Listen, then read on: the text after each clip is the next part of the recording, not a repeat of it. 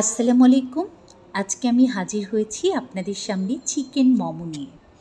দেখুন কেমন হয়েছে। তো চলুন শুরু করা যাক চিকেন মোমো। চিকেন মোমো বানানোর জন্য প্রথমে আমি একটি প্যানের ভেতরে পানি দিয়ে দিলাম, তার ভেতরে লবণ দিয়ে দিলাম। আপনারা দেখতে পাচ্ছেন। এবার আমি এখানে 1.5 কাপ পরিমাণ ময়দা এবং 1/2 কাপ পরিমাণ কর্নফ্লাওয়ার দিয়ে দিলাম।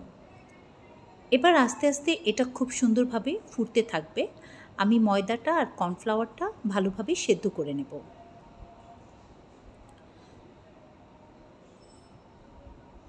তো ময়দার কর্নফ্লাওয়ার আমার সেদ্ধ হয়ে গেছে। এখানে আমি আলাদা একটা প্লেটে গাজর কুচি আর হচ্ছে পেঁয়াজ পাতা কুচি, পেঁয়াজ আর 2টা চিকেন কিমা করে নিয়েছি।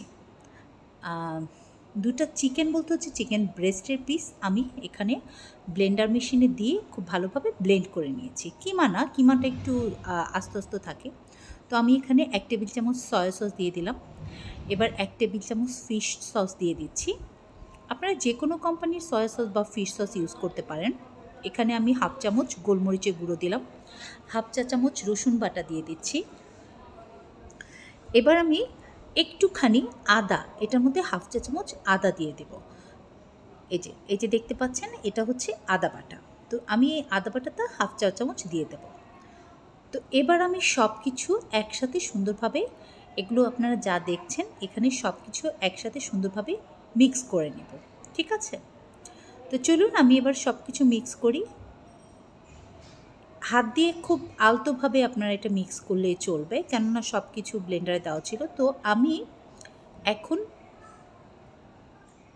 রুটি ঠিক নর্মালভাবে যেভাবে আমি ওই যে দেখলেন রুটিটা যেভাবে আমি সেদ্ধ করলাম আটাটা, ওই রুটিটা আমি এখন বেলে নিচ্ছি। এই যে আটা দিয়ে বেলে নিলাম।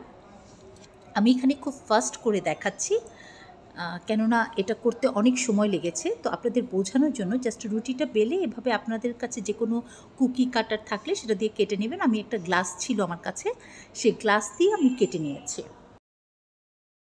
আপনারা দেখতে পাচ্ছেন আমি এভাবে গোল গোল করে গ্লাস দিয়ে কেটে নিচ্ছি। এবার এগুলো আমি আলাদা আলাদা উঠিয়ে রাখছি, কারণ আমি যদি এই রুটির ভেতরে এগুলো রেখে দিই তাহলে সবগুলো লেগে যেতে পারে। তো যাতে একটা আরেকটার সাথে লেগে না যায়, এই জন্য আমি একটু ছড়িয়ে ছড়িয়ে গোলগুলো মানে গোল্লাগুলো একটু ছড়িয়ে ছড়িয়ে রেখে দিচ্ছি। তো আমি এখন বাকি অংশটা এখন রেখে দিলাম। তো এখন বেসিক্যালি ওইটা আবার আমি পরে সুন্দরভাবে বেলে আবার ওটাও পুর ভরার জন্য রেডি করব। ঠিক আছে?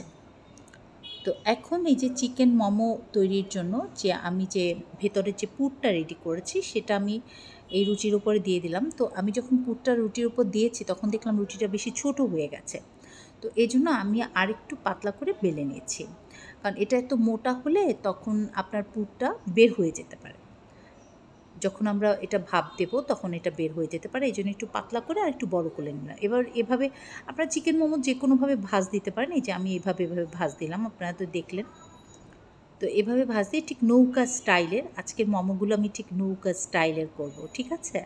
তো আপনারা অন্য স্টাইলেও করতে পারেন। আপনারা অনেক দেখবেন, কি বলে, টেলিভিশনও দেখবেন অনেক সময় দেখায় যে মোমো বিভিন্নভাবে, বা আমরা যখন বাইরে থেকে কিনে খাই তারাও কিন্তু বিভিন্ন ডিজাইনের করে। ঠিক আছে? তো আমার সবগুলো চিকেন মোমো ঠিক এইভাবে আমি তৈরি করব। তৈরি করে আমি ভাপ দিতে চলে যাব। ছিদ্র ছিদ্র, এই যে দেখুন আমি আজকে এখানে রাইস কুকারে ভাপ দিয়েছি। মানে রাইস কুকার বলতে হচ্ছে, রাইস কুকার তো আপনাদের সবারই আইডিয়া আছে রাইস কুকার কেমন। তো রাইস কুকারের উপরে যে এই যে ছিদ্র আপনার একটা চালনির মতো থাকে না, সেটার মধ্যে ভাপ দিয়েছি। তো আমার চিকেন মোমোটা রেডি হয়ে গেছে, 10 মিনিট রাখলেই হবে। তো দেখুন আমি এখন এটা সস দিয়ে ডেকোরেশন করেছি। খুব সুন্দর দেখাচ্ছে আশা করি। তো সবাই আমার জন্য দোয়া করবেন, আমার চ্যানেলটা সাবস্ক্রাইব করবেন। তো ঠিক আছে, আজকের এই সুন্দর চিকেন মোমো আমি একটু পরে সবাইকে খাওয়াবো। তো সবাই ভালো থাকেন। আল্লাহ হাফেজ।